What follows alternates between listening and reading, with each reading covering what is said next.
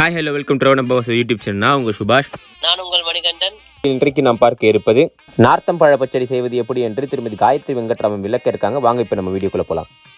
வணக்கம், நான் காயத்ரி வெங்கட்ராமன். இப்போ நார்த்தம்பழ சீசன், நிறைய நார்த்தம்பழம் கிடைக்கிறது. நார்த்தம்பழத்தை வச்சு நம்ம நார்த்தம்பழ ஸ்வீட் பச்சடி செஞ்சு காட்ட போகிறோம். வாங்க வீடியோக்குள்ளே போகலாம். இப்போ முதல்ல நார்த்தம்பழ பச்சடிக்கு என்னென்ன தேவைன்னு பார்க்கலாம்.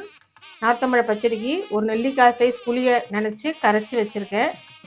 2 பச்சை மிளகா, பழம் நார்த்தம்பழ சாறு கொஞ்சம் இருக்குது, அதுக்கேற்றதுக்காக 1 டம்ளர் வெல்லம், 2 ஸ்பூன் சர்க்கரை, கொஞ்சம் அரிசி மாவு, அதோட பைண்டிங்க்கு அரிசி மாவு சேர்த்துட்டு போகிறோம். முதல்ல அடுப்பை பற்ற வச்சுட்டு இப்போ நார்த்தம்பழ பச்சடிக்கு முதல்ல புளி தண்ணி கொஞ்சம் வச்சுருக்கோம். ஒரே ஒரு பச்சை மிளகா, 1 கல் உப்பு, கொஞ்சோண்டு மஞ்சப்பொடி, இதெல்லாம் கொதிச்சுன்னு இருக்கட்டும். புளி வாசனை கொஞ்சம் கொதிச்சாச்சு. இப்போ இந்த வெள்ளத்தை அதில் சேர்த்துப்போம்.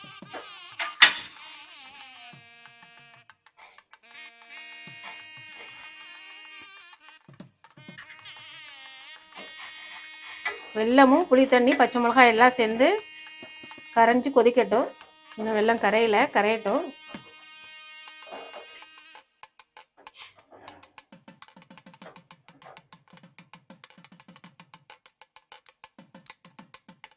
இப்போது அரிசி மாவு ஒரு 3 ஸ்பூன் விட்டு அரிசி மாவு. எதுக்கு இந்த அரிசி மாவு கரைச்சி விட்றோன்னே, வெல்லம் போட்டு புளி தண்ணி நார்த்தம்பழ ஜூஸ்லாம் வரும்போது கொஞ்சம் சாலிடாக ஆகிடும். நம்மளுக்கு கெட்டியாக ஆகணும்ல, ஸ்வீட் பச்சடிங்கும் போது கொஞ்சம் கெட்டியாக இருக்கணும். ஒரு பைண்டிங்கோசரம் இந்த அரிசி மாவு விடணும்.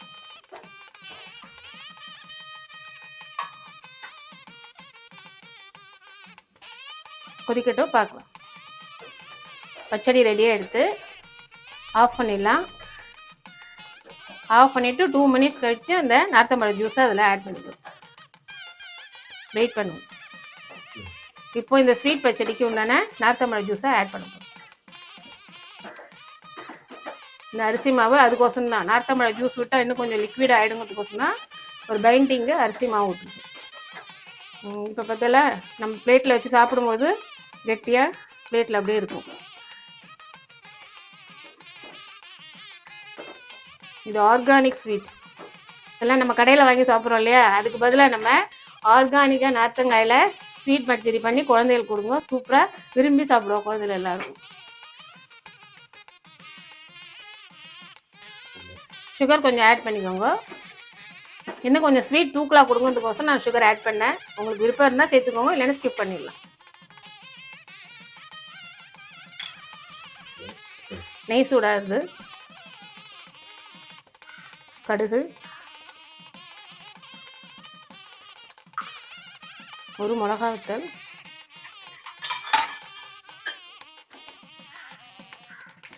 கடுகு வெளியில் தெளிக்காமல் இருக்கிறதுக்கோசரம் மூடிக்கிறேன்.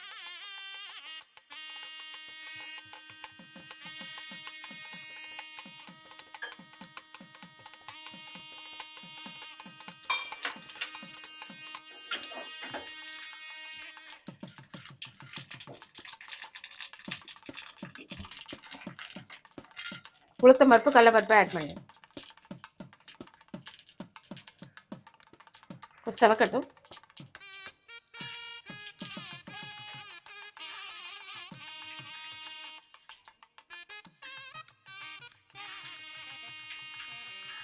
இப்போ ஸ்வீட் பச்சடியில் ஆட் பண்ணுங்க.